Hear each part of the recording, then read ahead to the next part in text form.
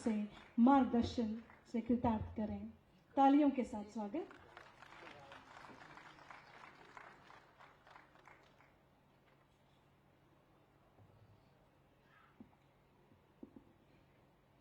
भारत माता की, भारत माता की।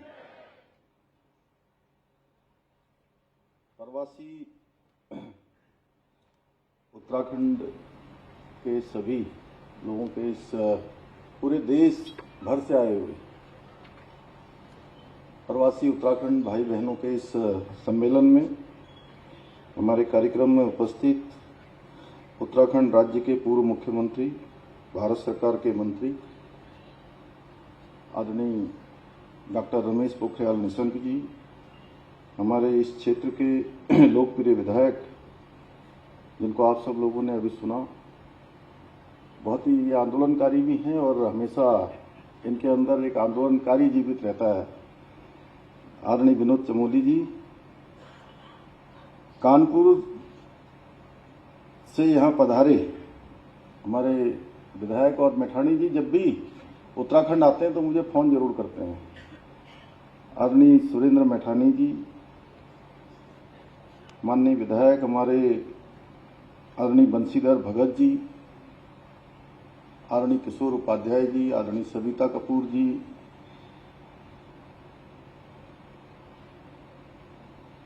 लखनऊ की महापौर जिन्होंने बहुत सारी बातें यहाँ पर बताई और मैं सच बताऊं तो मैं जब 16 साल का रहा हूँगा तब मैं भी लखनऊ पहुँच गया था और बहुत बाल्यकाल में तो सुषमा दीदी और हम सब साथ में वहाँ भारतीय जनता पार्टी का कार्यालय हो या हमारा अखिल भारतीय विद्यार्थी परिषद का कार्यालय हो, लगातार साथ साथ संघर्ष करते थे। हमारे राज्य की मुख्य सचिव और अब तो इनको मैं कहता हूं मातृशक्ति की प्रतीक है, पहली मुख्य सचिव है मातृशक्ति के रूप में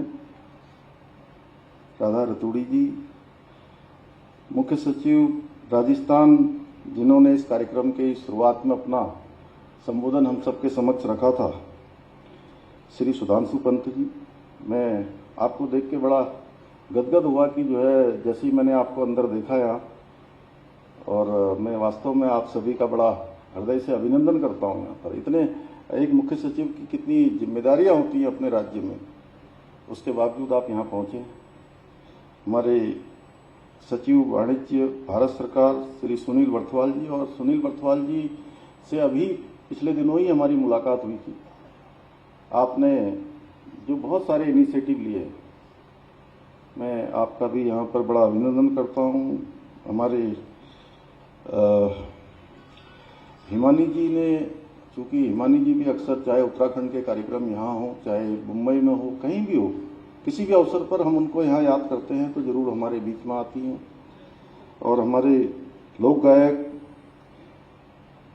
जिनको पूरे विश्व में जिन्होंने उत्तराखंड को ले गए, आदरणीय श्री नरेंद्र सिंह नेगी जी, भास्कर खुलवे जी समेत विश्वास डाबर जी और हम सबको जिन्होंने ये परिसर उपलब्ध कराया है।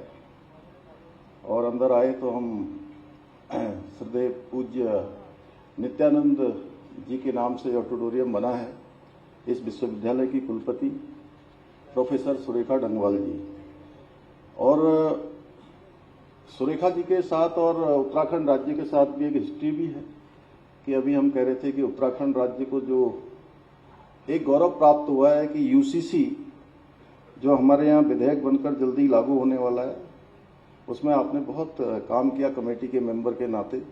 प्रोफेसर सुरेखा डंगवाल जी, भरत जी, हेमंत जी, फिल्मी दुनिया के हमारे सभी आए हुए हमारे सभी कलाकार, अभिनेता और पूरे भारत से पधारे सभी उत्तराखंडी भाइयों एवं बहनों, मैं एक बात भली भांति जानता हूं और इस राज्य के मुख्य सेवक के रूप में 3 साल 5 महीने का कालखंड लगभग मेरा हो गया है।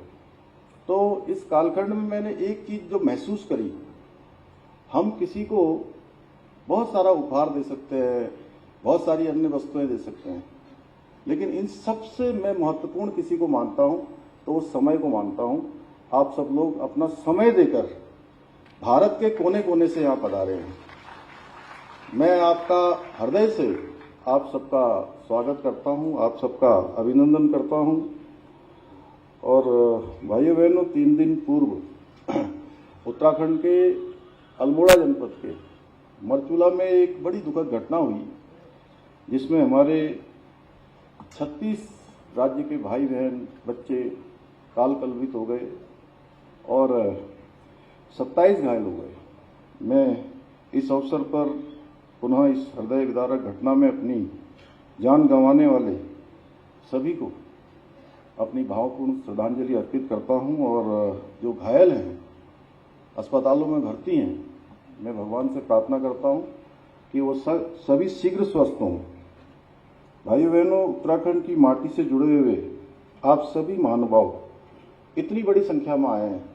सच में अभी विनोद चमोली जी कह रहे थे कि हमको अपनी ताकत का एहसास हो रहा है। वास्तव में आप सब लोगों को विभिन्न विभिन्न क्षेत्रों में और इतनी सारी विशेषताएं हैं, आप सबको देखकर निश्चित रूप से एक हर्ष की अनुभूति हो रही है। और मैं सच बताऊं तो पिछले सालों में जब भी मैं राज्य के अंदर, देश के अंदर गया, विभिन्न विभिन्न स्थानों पर आप सब लोगों ने जो बढ़ चढ़ के जिस प्रकार से आत्मीय भाव से हमारा स्वागत किया, हमको अपना आशीर्वाद दिया, अपना समर्थन दिया, उनको शब्दों में कह पाना बहुत आसान नहीं है।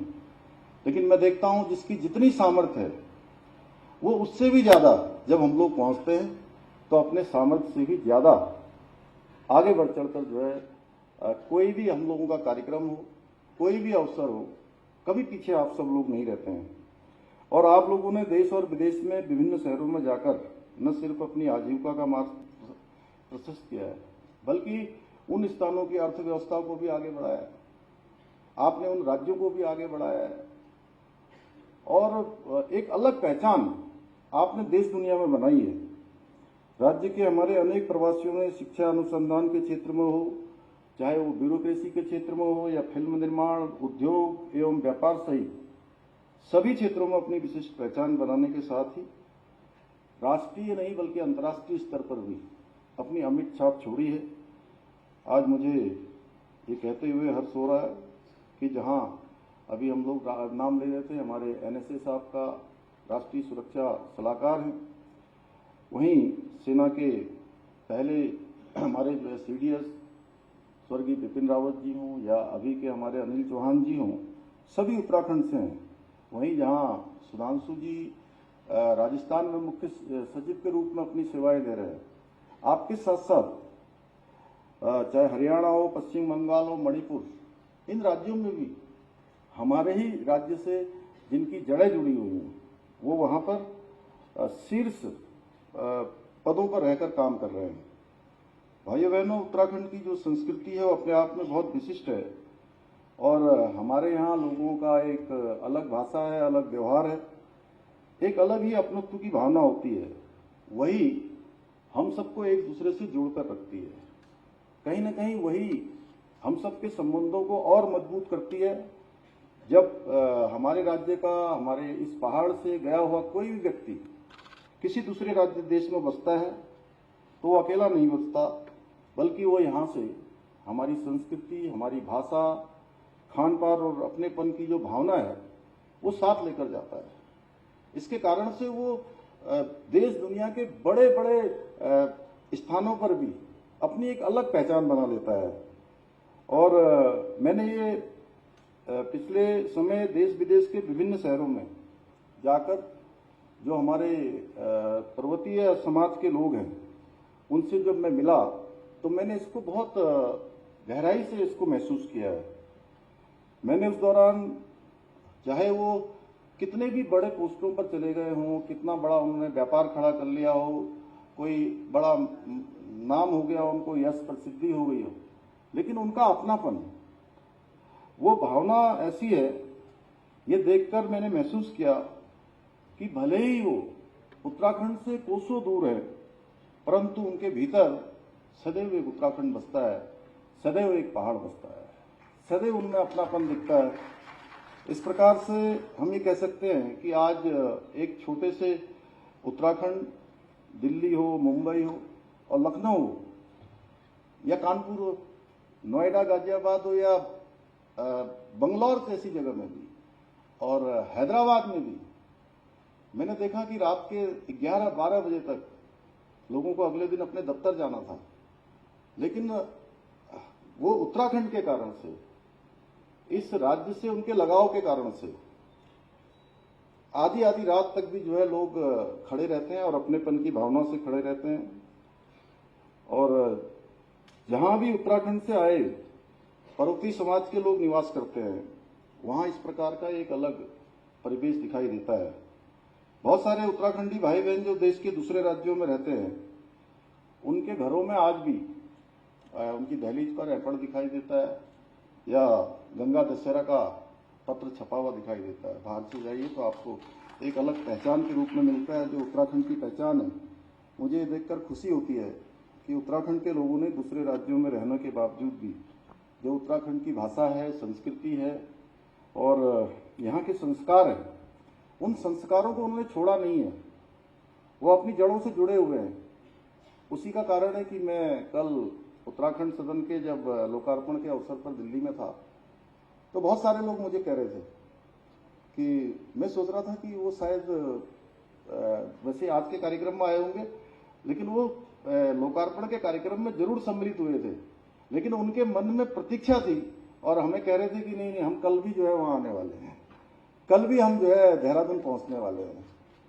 पीछे सारे लोग मुझे दिखाई भी दे रहे हैं। भाइयों बहनों, अभी हम सब लोगों ने यहाँ फिल्म भी देखी, लोगों भी यहाँ पर जारी किया है और रजत जयंती वर्ष हमारा प्रारंभ हो रहा है। इसमें ये प्रवासी उत्तराखंडी सम्मेलन अपने आप में एक नई पहल है और ये मेरे मन में विचार ऐसे आया कि जब मैं इंग्लैंड में गया, लंदन में, और लंदन में मैंने देखा रात के 12 बजे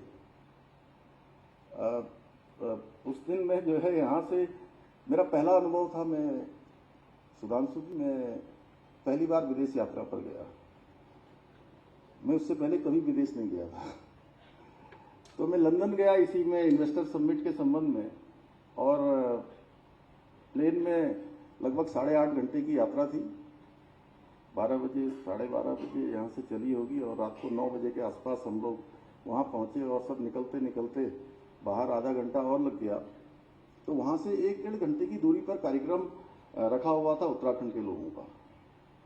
और मैं गाड़ी में, चूंकि लंबी यात्रा के बाद कुछ थकान सी भी हो रही थी, तो मुझे नींद आ गई। जब मैं वहाँ पहुँचा तो 10, 10:30, पांडे जी कितना बज गया होगा? हाँ, 10:30 11 बज गया होगा। तो जब मैं अंदर गया तो जो महिलाएं थी हमारी, वो सारा का सारा उत्तराखंड का जो हमारा परिवेश है, जो परिधान है, वो उन्होंने पहन रखा था। और जो ब्रह्मकमल की टोपी है, जिसको हमारे प्रधानमंत्री जी और हमारी मुख्य सचिव का ये जो है हमेशा उनके सर में, और पीछे अनिल रतूड़ी जी भी हैं, उन्होंने भी धारण कर रखी है, तो हमारे शर्मा जी ने भी। तो ऐसे मुझे कम से कम सैकड़ों लोग थे जिन्होंने ब्रह्मकमल की टोपी धारण की हुई थी। और छोटे छोटे बच्चे जब मंच पर आ रहे थे और उनमें से कोई कुमाऊनी गाना गा रहा था, कोई गढ़वाली गा रहा था, कोई जौनसार का नृत्य कर रहा था, तो मैं सच बताऊं तो थोड़ी देर में कंफ्यूज ही हो गया कि मैं अपने वाले यूके में हूं या ये यूनाइटेड किंगडम यूके में हूं, लंदन में। तो मुझे लगा कि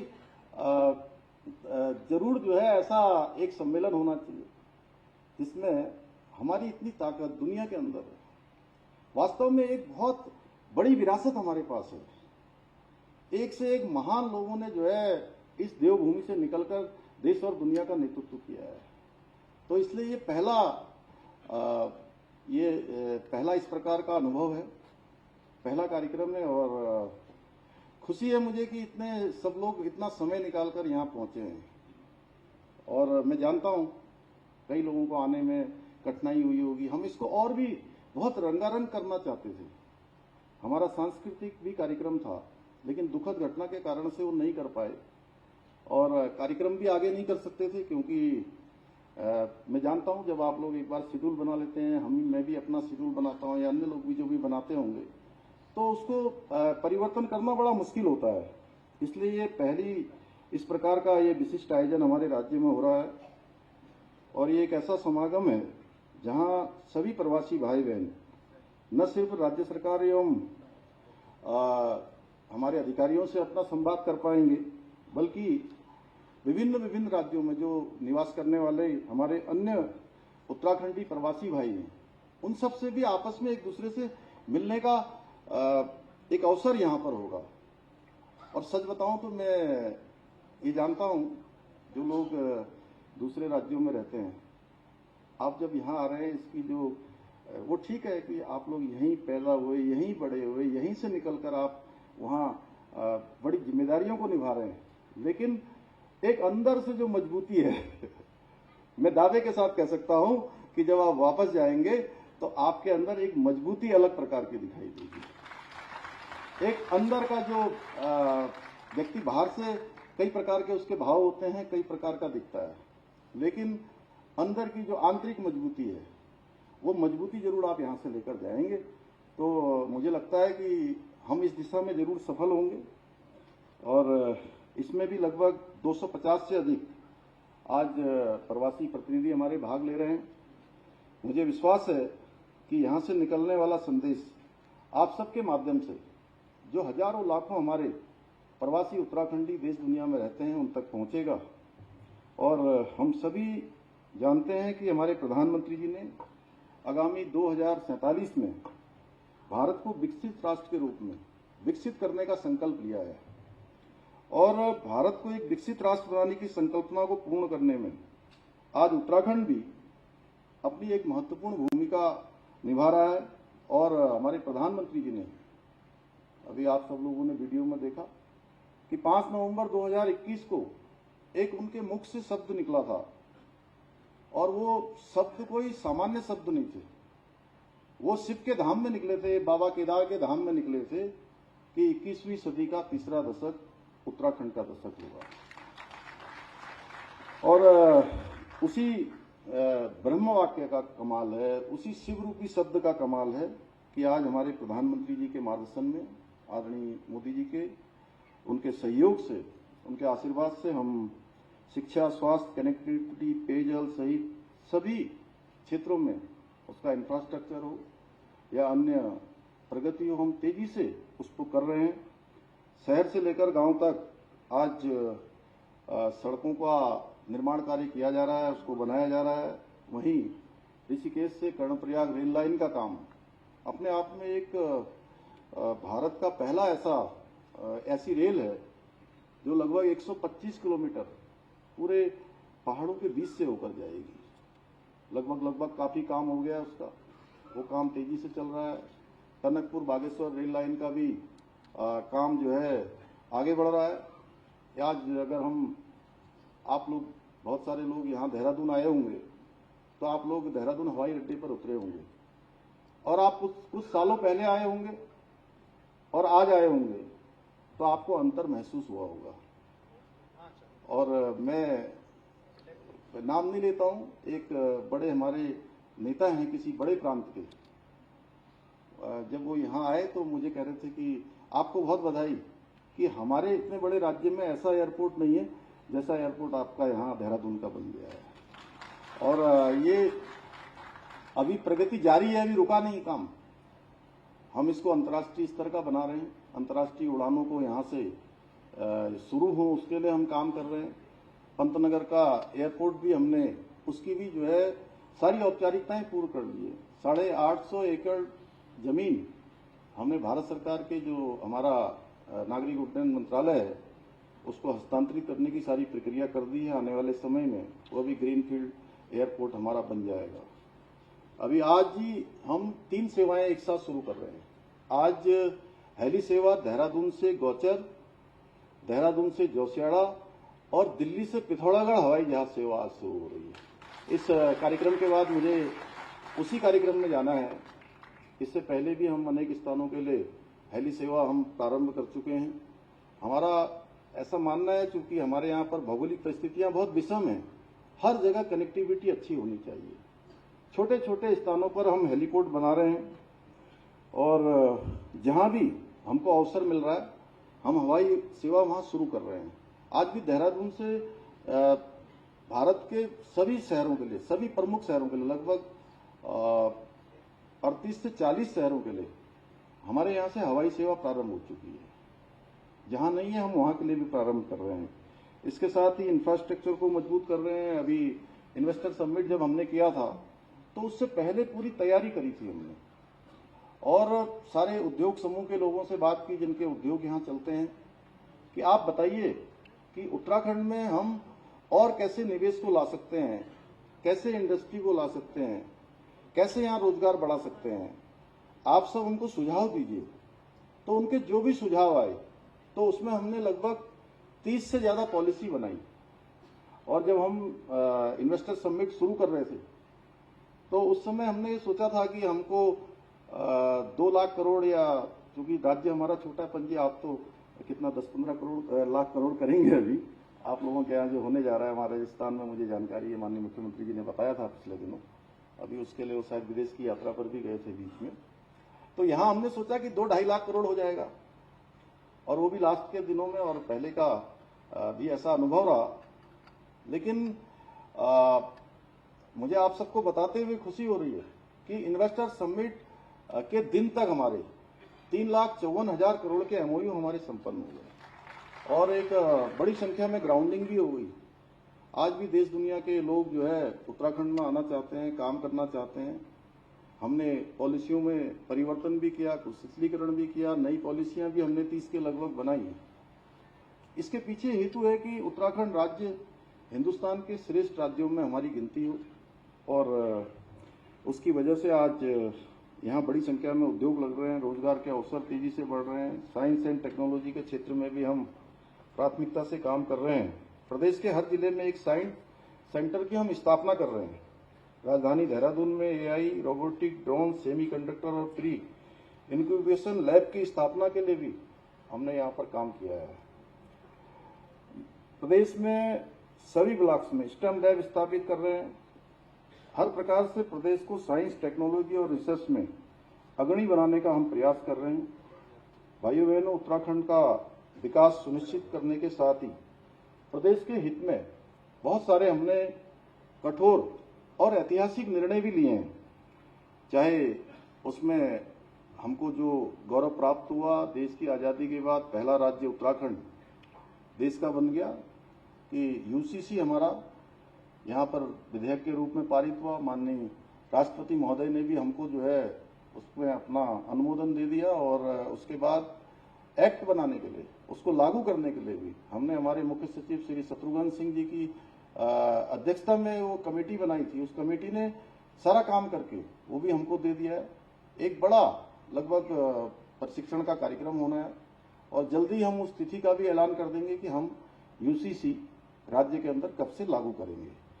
और देश का सबसे बड़ा नकल का कानून, आप सबको पता होगा, अखबारों में आप सब पढ़ते होंगे कि आज पर्चा आउट हो गया, पेपर लीक हो गया, क्वेश्चन बैंक बाहर चला गया, या नकल माफियाओं ने जो है यहां नकल करवा दी, फिर परीक्षा कैंसिल हुई। कई बार जो हमारे होनहार युवा भाई बहन बच्चे थे उनका भविष्य लगातार खराब हो रहा था, उनके भविष्य से खिलवाड़ हो रहा था, उनका विश्वास लगातार डोलता जा रहा था। तो भाइयों बहनों, हमने ये संकल्प लिया कि हम राज्य के अंदर अब इस काम को आगे नहीं बढ़ने देंगे, इस भ्रष्टाचार को यहीं पर रोकेंगे, हमारे युवाओं के भविष्य के साथ खिलवाड़ नहीं होने देंगे। हमने 100 से ज्यादा नकल माफियाओं के खिलाफ कार्रवाई की, उनको जेल की सलाखों के पीछे भेजा और हम नकल का कड़ा कानून लेकर आए। और उसका परिणाम हुआ कि पिछले 2.5-3 सालों में राज्य के अंदर हमने 18,500 से भी ज्यादा नियुक्तियों को संपन्न करवा दिया है। और सारी की सारी नियुक्तियां बिना किसी नकल के हुई हैं, कोई विवादित नहीं हुआ, कोई कोर्ट में मामला नहीं गया है। और ये अभियान हमारा आगे भी चलने वाला है, रुकने वाला नहीं है। अगर हम पूरे राज्य बनने से लेकर अब तक की समीक्षा करेंगे तो ये एक बड़ा आंकड़ा है। इसके साथ ही हमने, क्योंकि आप सब जहां भी रहते होंगे, अगर आप कहेंगे कि हम उत्तराखंड के रहने वाले हैं, देवभूमि के रहने वाले हैं, तो आपके प्रति लोगों का भाव थोड़ा बदल जाता है। एक श्रद्धा का भाव, विश्वास का भाव उन सबके अंदर आता है कि देवभूमि से आए हैं, बड़ा स्वच्छ देवभूमि है, देवों का स्थान है, नदियों से, पर्वतों से, वनों से और देव स्थानों से आच्छादित है। तो इस राज्य के अंदर यहाँ का जो मूल स्वरूप है वो बदलना नहीं चाहिए। यहाँ की डेमोग्राफी चेंज नहीं होनी चाहिए। पिछले सालों में काफी इसके कारण से काफी डेमोग्राफी चेंज हुई है।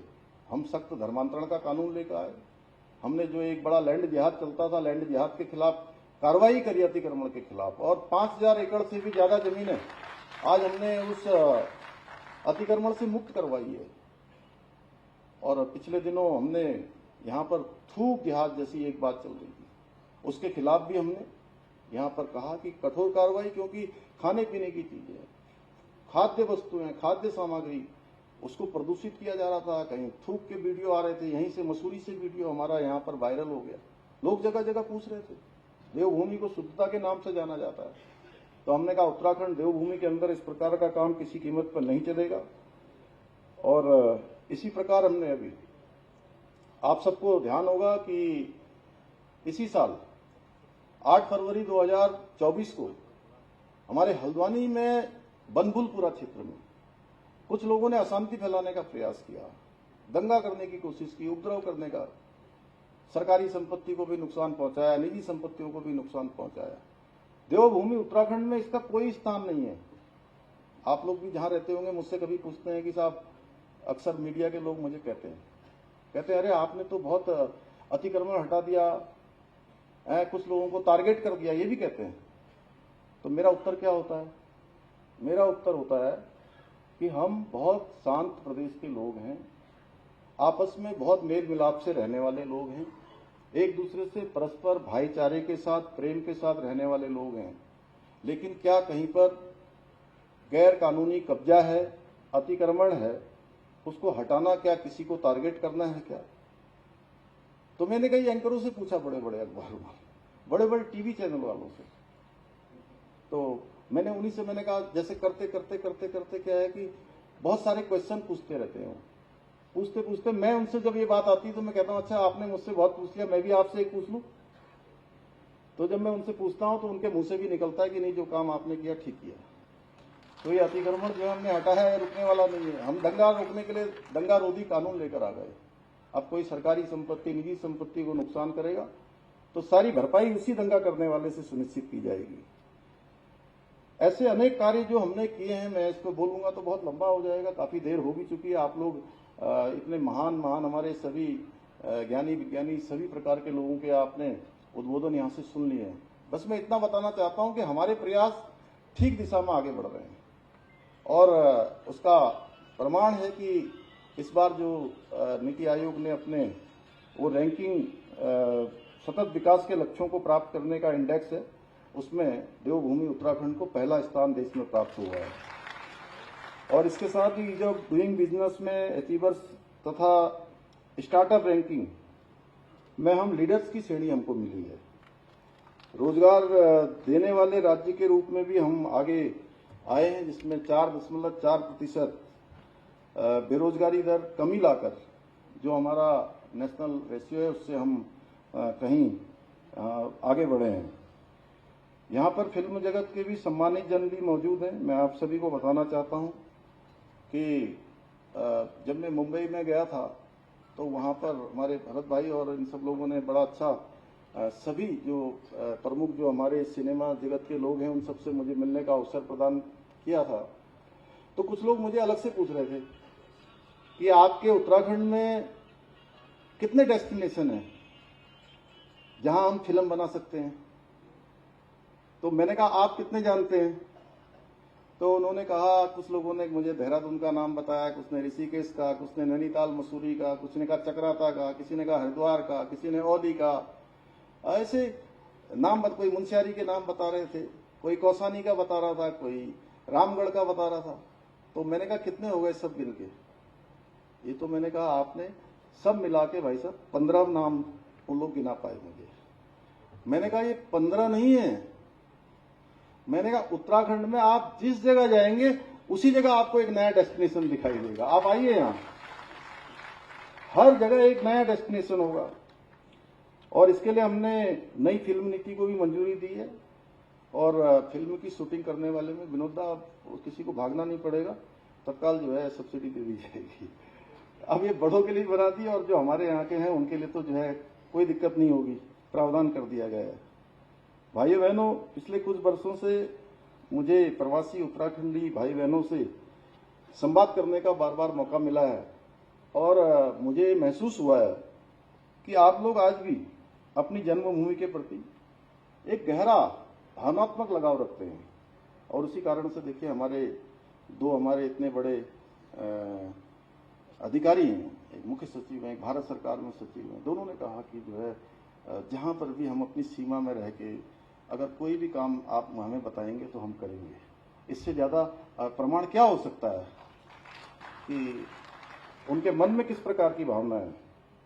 उत्तराखंड में हो रहे विकास एवं अन्य गतिविधियों में भी आप सबकी बहुत गहरी रुचि रहती है और प्रदेश के सतत विकास में आप सब लोग अपनी भागीदारी निश्चित रूप से देना चाहते हैं।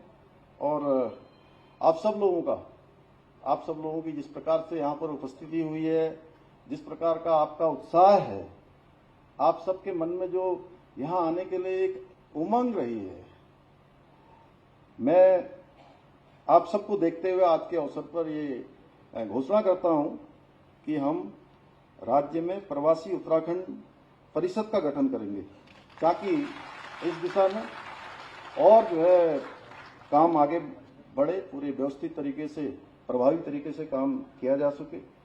आप सभी उत्तराखंड के प्रवासी भाई बहनों को प्रदेश के संबंध में विभिन्न जानकारियां उपलब्ध कराने और आपकी समस्याओं को दूर करने के उद्देश्य से भी एक डेडिकेटेड वेबसाइट भी तैयार की जा रही है, जिसके बारे में मुख्य सचिव महोदय ने यहाँ से शुरुआत में ही बताया। भाइयों बहनों, आप सभी प्रवासी भाई बहनों ने संघर्ष, सफलता एवं अनुभव के आधार पर जो विभिन्न क्षेत्रों में एक मुकाम हासिल किया है। आप में से बहुत सारे मातृभूमि की सेवा करने में भी एक कदम और आगे बढ़ते हुए विभिन्न क्षेत्रों में, पर्यटन के क्षेत्र में, विज्ञान के क्षेत्र में, प्रौद्योगिकी और उद्योग के क्षेत्रों में और बहुत सारे क्षेत्र जिसको भी आप स्वयं तय कर लें, कोई हम यहां से आपकी सीमा नहीं तय कर सकते। और चमोली जी ने जैसा कहा ना, आगे बढ़ने की सीमाएं अनंत हैं। क्या मनुष्य जहां तक जाए, जितना सोचे, जितना करना चाहे, वो अनंत तक कर सकता है, उसकी कोई सीमा नहीं है। इसलिए हम भी आपको सीमा में नहीं बांटते हैं। आप लोग स्वयं तय कर लीजिए कि आप किस दिशा में करेंगे, अपने कौन से क्षेत्र में काम करेंगे, अपने पैतृक स्थानों से कैसे जुड़ेंगे। और आज राज्य में बहुत सारी जो चहुमुखी विकास के काम है, उससे निवेश की अनेक संभावनाएं उत्पन्न हुई हैं। हम चाहते हैं कि आप सभी भी इन संभावनाओं को अपने ध्यान में रखते हुए राज्य की जो उन्नति है, राज्य की प्रगति है, राज्य की गति है, उसमें योगदान आप भी कर सकते हैं, दे सकते हैं। और मैं इस अवसर पर आप सभी से ये जरूर चाहूंगा कि कम से कम साल में एक बार आप अपने अपने पैतृक स्थानों को जरूर जाएं, अपने अपने गांव जाएं, घर जाएं और जो भी आपने विशेषज्ञता प्राप्त की है, विशिष्टता प्राप्त की है, अपने क्षेत्र के उन क्षेत्रों में जरूर लोगों को बताएं, उन क्षेत्रों के विकास में योगदान देंगे। आपके लिए बहुत बड़ी बात नहीं होगी, आप आसानी से आएंगे। हाँ, थोड़ा समय, मैं जानता हूं कि सब कुछ के अलावा जो सबसे कमी होगी आप लोगों के पास, वो समय की होगी। लेकिन आप इतनी बड़ी संख्या में यहाँ आ गए हैं तो मुझे पूरा भरोसा हो गया है कि आप इसको भी मैनेज कर लेंगे और योगदान देंगे।